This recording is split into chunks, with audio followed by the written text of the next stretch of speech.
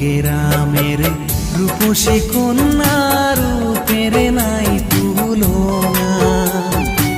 মনটায় আমার ভুইরা গেছে তোমার ওই